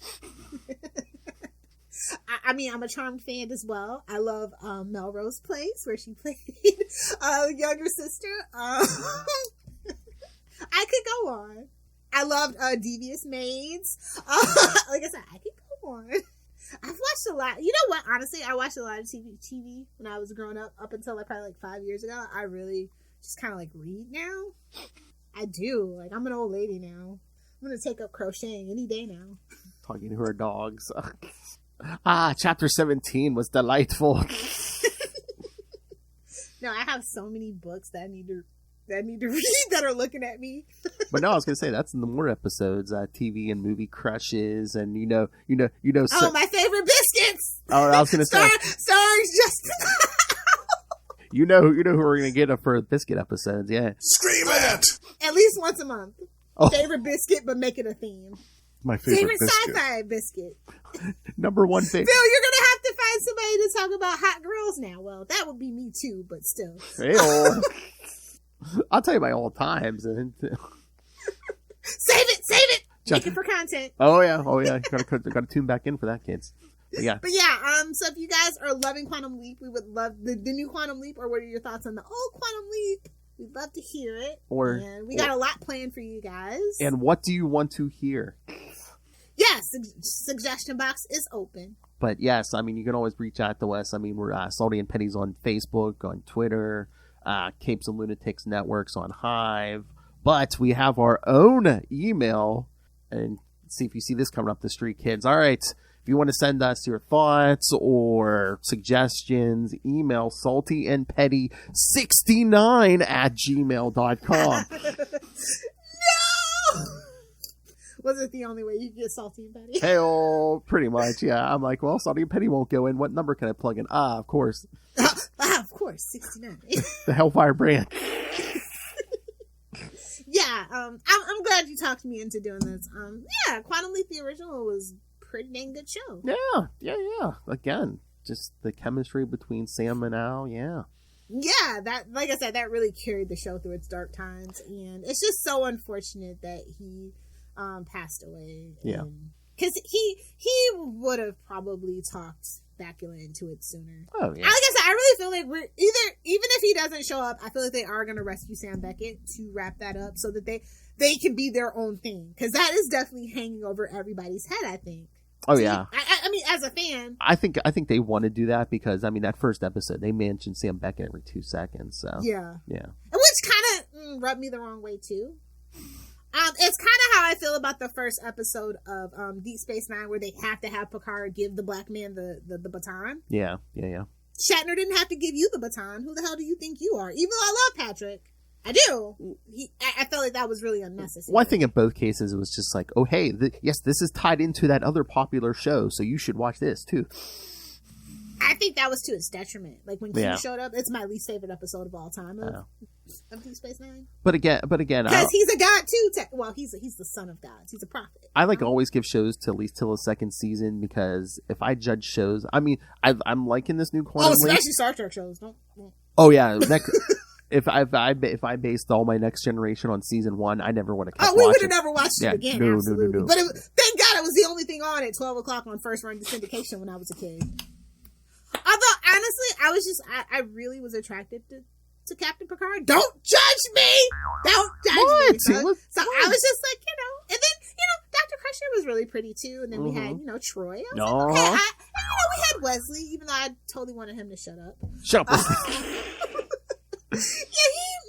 We didn't need a kid in that show. That's all I'm saying. Well, I think we'll get into this in any Star Trek talk, but I think the original plan was they wanted to focus the show on him, and I think right away they realized like no, let's go back to the tried and true formula. Let's focus on the captain. Yes. yes. Thank God. Although I would love to see like Star Trek Academy. I think that would be really cool because we kind of got a dose of it in the J.J. Abrams verse. Mm-hmm. And I think we could actually, and like kind of like Lower Decks is kind of like, the people making the, bones coming up through the ranks. I think a live action show, that would be really cool. I don't know when we said it, but I think that would be really cool. Yeah. I would even maybe set it like the first Star Trek Academy class as the first season. Mm-hmm. I don't know. Or even a comic book. I'm just really curious about this, Fleet Academy. I think that would be really cool. Oh, yeah. I mean, we could do an episode, not even Star Trek. Oh, just pitching ideas. Star Trek series, not Star Trek series, but just rank favorite episodes from all the series. Oh, say less. You got it. We'll probably do that around when Strange Worlds comes out then. Yes. Or if you want to do it for when, not Discovery, but what's the other one? Strange New Worlds, Discovery, Lower Decks. No, Picard. Oh, yeah, February. When Picard comes out, we can do that. Maybe we just stick to Next Generation episodes. Yes. Yeah, I think it's February. Yeah, Picard comes back. So yeah, and for the final season, I think it goes Picard, Discovery, then Strange New Worlds, or Discovery, Picard. I'm not sure. I don't watch Discovery anymore. No, I'm pretty sure Picard might be the next one. Yeah, that's what I heard. That's what I was pretty sure. I mean, unless Discovery is right around the corner. Yeah, Picard's February. So hold on. I don't know. I don't think they even care about Discovery. I mean, like you said, all it did its purpose. It got Strange New Worlds. So yeah, I mean, all these TV shows. I mean, like you said, they take their time. The 2022 was its 5th season. Was it 5th? And I don't think that they really talked about it at Star Trek Day. Oh, it's gonna come out. They're saying March. Okay, so it's after Picard, probably. Yeah. Okay, so yeah, it'll go Picard, Discovery, Strange New Worlds. Yeah. Or it might even go Picard, Strange New Worlds, Discovery, because I think this is going to be the last season of Discovery. Oh, or maybe. It's not doing good, and it costs more money than both Picard and Strange New Worlds. Well, I kind of figured, because I'm trying to remember, was like this last season and maybe even the season before, they kind of ended the season where it's like, oh yeah, that could have been like a series finale.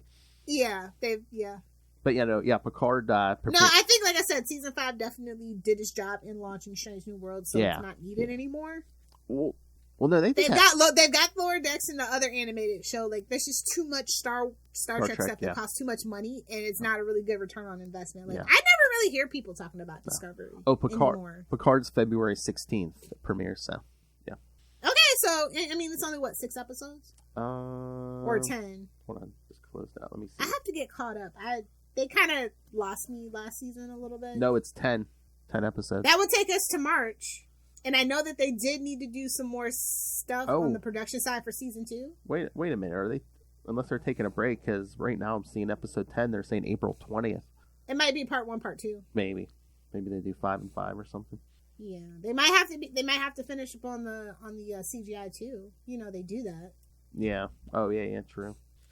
Oh, they want to, they might take a break because if you play it 30 days, if you play it straight through, people will cancel.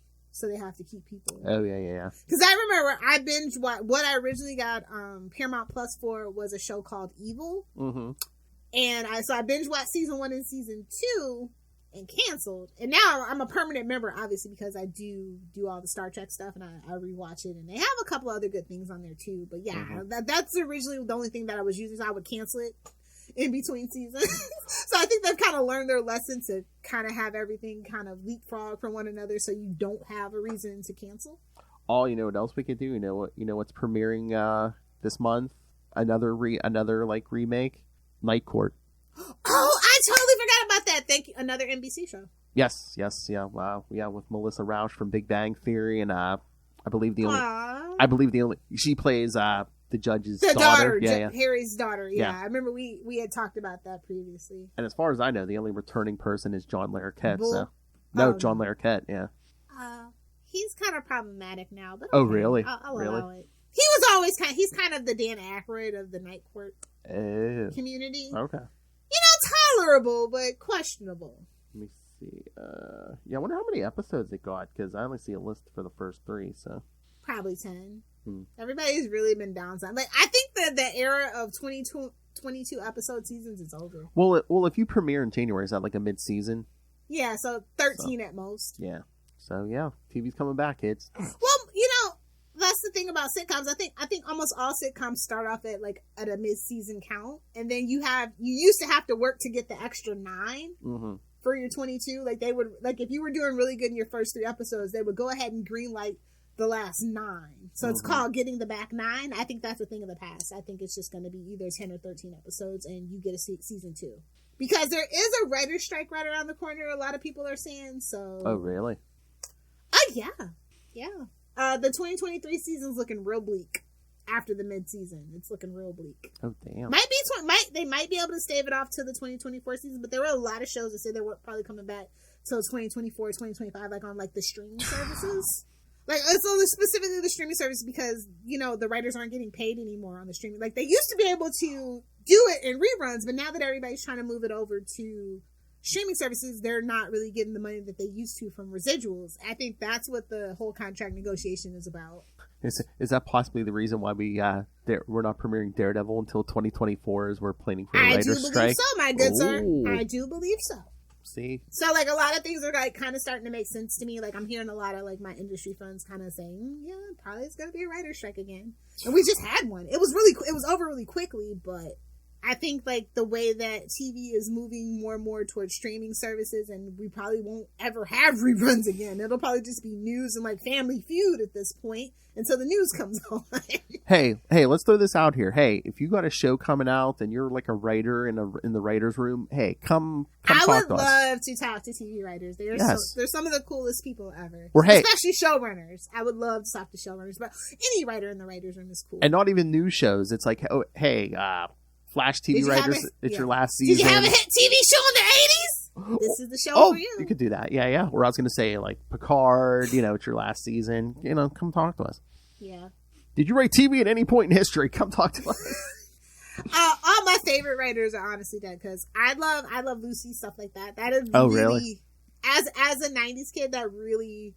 There were a ton of 50s 50s reruns when I was young. I don't know what that's about, but that was there. So I think I Love Lucy really shaped me, the Honeymooners.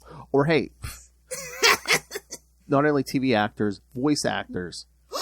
Yes, we need to spotlight our voice actors because more and more they are hiring just famous people. Yes.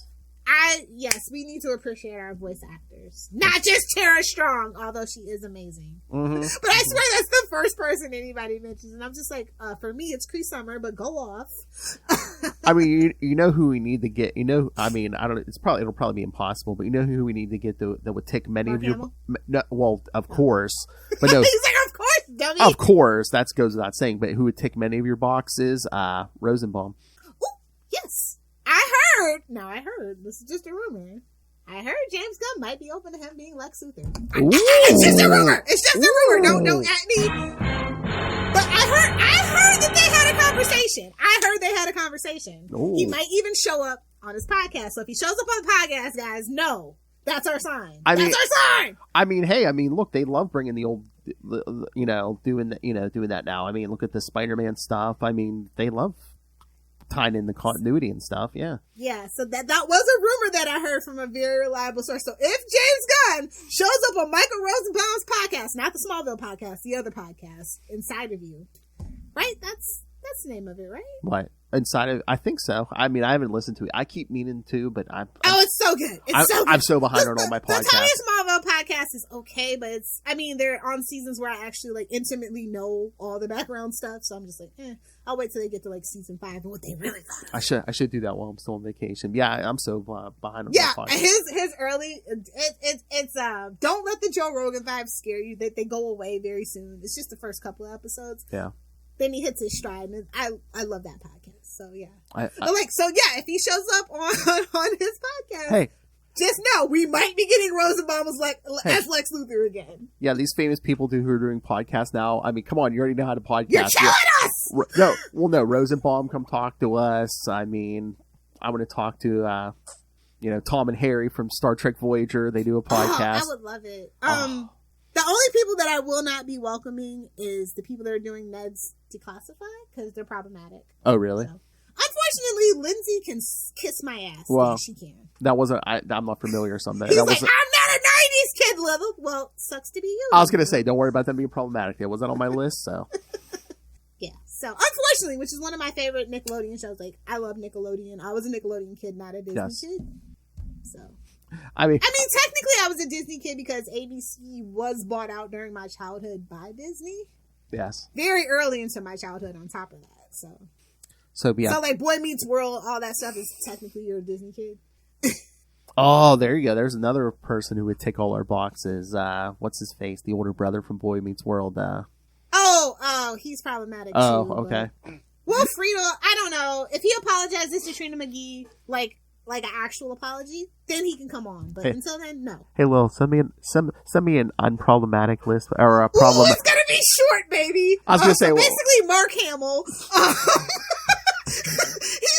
He's our undisputed, unproblematic king at this point. I don't know. Like it kind of broke my heart when I heard what kind of like happened between him and Trina McGee from Boy Meets World. Because I love Batman Beyond. He is my Terry McGinnis. Don't get it twisted.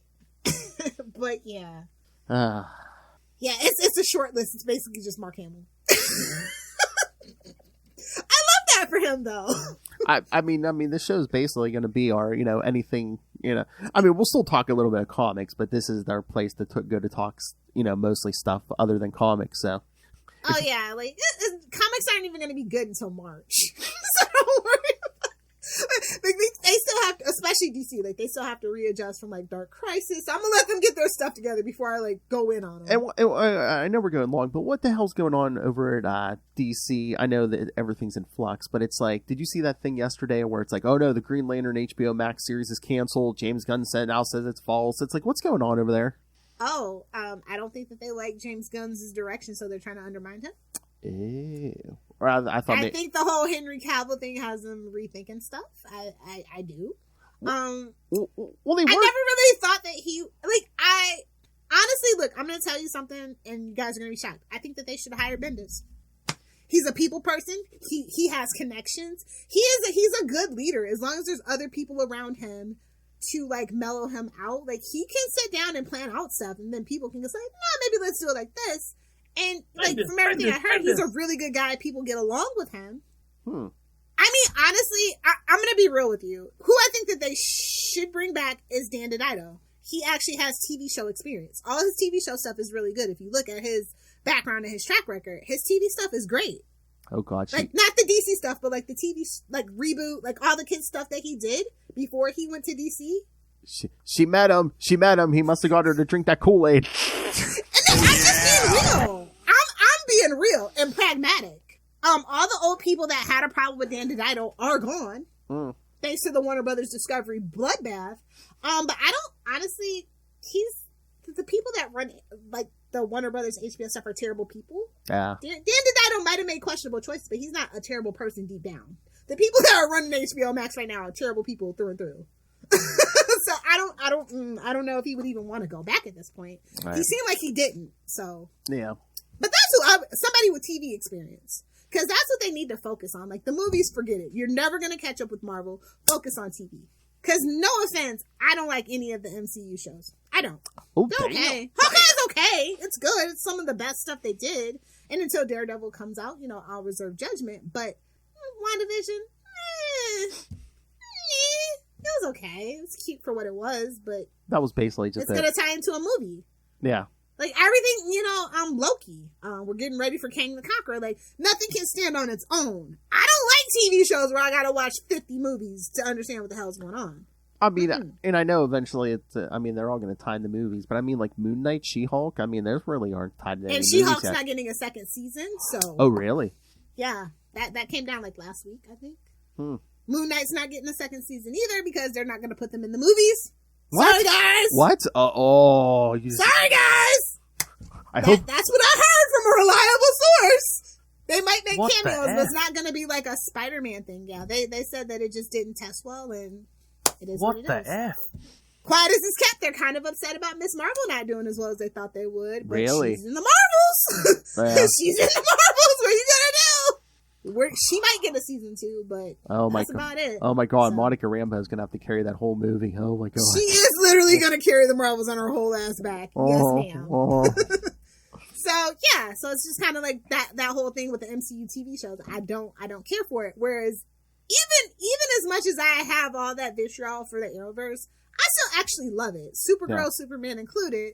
I still love it. I think they're good shows. They just struggled a lot with executive interference. Oh, you can't do this. We're doing the movie. And then the movie hasn't even come out. It's been 10 years. The fuck you talking about? I mean, we could have had such a better Supergirl. You can't do that because of the movie. Be fucking for real. The Flash has been in development hell as long as freaking Black Adam. So you think that movie's really going to be any good? Really? And now the Snyderverse. Really? Oh, is that true that they already cut out Henry and Gal's cameos in the Flash? And we'll see, because look, people have already seen a cut of that movie. Yeah, but so we'll know. Are they still recutting it? I would. Yeah. I heard they're going to cut Michael Keaton out too. That movie's going to be 15 minutes long. I can't believe they're still actually putting that movie out. I know. So crazy. I know. So crazy. You know what? It has to be a thing where it's like they're going to lose more money just scrapping it than putting it out. So listen, they should have done what I said. They should have just set it on fire and got the insurance money. Oh, accidents happen. Yes. Ain't no way. That's going to be more divisive than anything they've ever done previously. I'm talking just all the negative press Ezra's gotten. At least we haven't heard about him in a few weeks. That's good. Is well, is he in custody? Is that what we have? Supposedly, didn't they go get help? Did they? I thought it. I did not see that. I just know that I haven't heard from any of the shenanigans. I thought statements were made, but I don't know if anything ever really came of it. I don't. Hold on, let me. You know what? Was it just? Let me ping somebody really quick. Was it just a oh hey, make a public statement and then keep your mouth shut and stay hidden and stay the hell out of the spotlight? Yeah. Let's see. Especially where it's just like, oh yeah, you don't have the rest of that Snyderverse to prop you up anymore. Yeah, exactly. Yeah, we haven't heard from him in at least 3 weeks. So. Oh, at least he's from New Jersey. No, they're from New Jersey. It explains everything now. Never mind. No, I'm serious. Like, no, it totally tracks now. I did not put the puzzle piece together till just now. But yeah, it all's been quiet on the Ezra front for about 3 weeks. So they might be in a 30-day quick rehab. They might. New Jersey, that hive of scum and villainy. We're doing me now? Why did I never put that together? Like, that literally, like, when I was looking, I was like, oh, God, he's from New Jersey. I did not. No, it all makes sense! I did not know that, but it tracks. Well, also, like, a lot of it, too, they're only 30, and, you know, you don't actually, your brain doesn't mature until 25, but if you've been, you get kind of some developmental delays, because he's been acting since he was a lot younger. And, you know, if you are around a certain crowd, if you know anything about the making of The Perks of Being a Wallflower, which I think is like his first movie, I can honestly believe some of the mental things that he says they say they've been going through. But, like, holding somebody at gunpoint is not a mental issue. Sorry. Sorry. Grooming young girls, not a mental issue. No. So, but some of the other stuff I totally could see, but the other stuff, I'm just like, no, babes, you're cracking up. You're cracking under the pressure. So yeah. All right, so let's wrap it up. It's a long one, guys, but we'll try to keep it 75 minutes or shorter. Hey, it's first episode. Come on. Yeah. And you had a lot to unpack, especially this week. Literally unpack. You're funny. Oh, I didn't even mean that, but oh. Where's my voucher credit, Southwest? They said it was going to take 5 days, too, for my voucher credits to show up. Yeah. Save. Otherwise, Again, save it for the warmer weather. Come up when it's warmer. but you live in Pennsylvania. It's never warm. Come up in the summer. It'll be like 70, 80 degrees out. Come on. Babes, I'm from the land of 100 degrees and humid. Hey, there are some years it gets up to like 90 up here, like 90 some up here. Like I said, I'm going to shoot for the spring or a little later in January, so we'll see. Just a weekend. Just a drive-by. Damn it. We're supposed to have a week. Damn it. Oh, if you really want a week, fine. I'll try to find some time for a Wow. week. No, let's start with the weekend because Exactly. you shoot the high and get shot down. Exactly. All right. So yeah, kids. So yes, comments, suggestions. Again, send us your voicemails on thoughts. Favorite TV shows from when you were a kid, especially if you're a 90s kid or an 80s kid. Exactly. Oh, should we tell them what we're talking about next week? Oh, yeah. We'll try to stay topical, but of course, we're going to have our rants and everything else, too. But yeah, next week is, yes, we're going to be talking some Golden Globes, right? Yeah, I actually haven't seen a lot of movies this year. I think I've only seen like 45, which, like new movies. Yeah. Usually I try to do about 100 every year. Oh. So this is going to be interesting. I'm going to see what I've seen and talk about it, I guess. Yeah, what about you? How many movies do you I haven't seen any. No, I haven't seen that many. So yeah, so it's going to be interesting. It's all like, yeah, this one sounds stupid. This one sounds good. I didn't check to see if Wakanda Forever was nominated, but I heard that they were going to nominate it. Like Disney was putting that movie forward. Oh, did I? I mean, I know people were saying she should, but did Angela Bassett get nominated for something for that? I thought. I will find out next week. All right, yes, tune in. I thought if anyone, it was Angela Bassett was getting something or nominated for something, maybe like Best Supporting or something. Yeah. So yes, kids. So yes. Next week is next episode is Golden Globe. So if you have thoughts, send in you can send in written feedback, email us or voicemails. You can email voicemails too. Just send us voicemail like Jesse Jackson. Be cool like Jesse Jackson. Again, we're on Facebook, Twitter.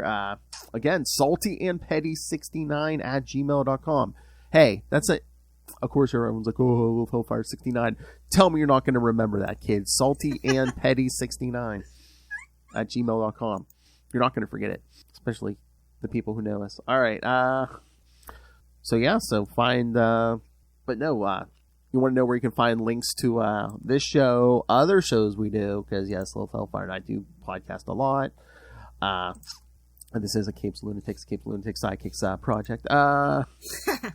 So yes, links to all that, all the social medias. With this will also be up on the Capes and Lunatics YouTube channel. So if you want to watch videos, hey guys, Little Hellfire is on camera. She is actually on camera, so I'm gonna try to be on camera for Salty and Petty, but I can't make any promises. Y'all know I love to drink. She needed the full audio and video hate to let Southwest know I mean business. Roll onto the internet. Don't get boycotted, Southwest. Get your shit together. So if you actually want to see Little Hellfire's face, yes. If you want to see my Hawkeye T-shirt, yes, with Kate Bishop. Her 3D Hawkeye shirt. So that's on the Capes and Lunatics YouTube channel. Again, we have a Patreon. Get extra bonus content, original content there. A lot of times when we talk to famous people, we will get early access there, kids. We got lots of surprises coming up in 2023. And hey, please, if you also want to keep supporting us with more stuff, Capes and Lunatics and Capes and Lunatics Sidekicks merch. We need some Salty and Petty merch. Oh, absolutely. We need salt and pepper shakers. Oh, yes. Just like the little, not real ones, but those little toy ones or whatever. With our like Blue's Clues. With our faces on them. Wait, and Justin's the cumin. Or the paprika. Wait, no, we'll keep it paprika. Well, that escalated quickly. Because that's How I Met Your Mother. Cock-a-doodle-doo. Oh no. We need like a picture of us on the salt and pepper shakers, and it's like, don't get it in your eye or something. Don't shoot your eye out. All right. Yeah. I'm sure this time next year we'll be doing holiday ranking holiday movies or something. Oh yeah, absolutely. All right. But yes, so yeah, kids, we can find links to all the social medias, everything at Linktree, linktr.ee/capesandlunatics. And again, most importantly, yes, saltyandpetty69@gmail.com. All right, Lilith, you want to tell people, if they dare, where they can find you on the corners of the internet? You guys know, since social media is a hellscape right now, I am just focusing on TikTok. Maybe I'm making some content, maybe I'm not, but I definitely am making all the comments. So if you want to find me on TikTok, feel free at LilithHellfire69. Either do the 6 or do the 9. Oh, you don't want to know the things I've done. Oh, yeah. And for any new listeners, yes, I have at least almost 2 full pages of Lilith Hellfire drops. So. He can literally do this podcast without me. It's fine. Very hard, very tempting. Let me get a ride on your alligator back, bro. Enjoy it. Savor that. I'm not going to be able to use it too much longer. I know. You're going to have to send me something like, can I get a ride on your armadillo back, bro? All right. Oh, I also put the Golden Globe nomination list in the private chat. Okay. All right. So yeah, maybe when I make the next episode post, yes, I'll put up the categories. Yeah, guys, send us in your thoughts. Who should win? Predictions. Yeah, yes. Send in your predictions. Predictions. Who should win? Who will win? Yes. All right. Thank you for joining us for our very long first episode. Supersized first episode. Supersized double team. Oh, kids, we're gonna do a bunch of deep dives. Ranking. Welcome to Some No. Home of the Dick Jones. Hey, we're gonna be ranking like fast food. Remember we were talking about doing that? Oh yeah. Oh yeah. Best fast food items ever. Yeah. All right. Bring back the McTaco. So now, until next time, keep it salty, keep it petty, and don't forget, eat the rich.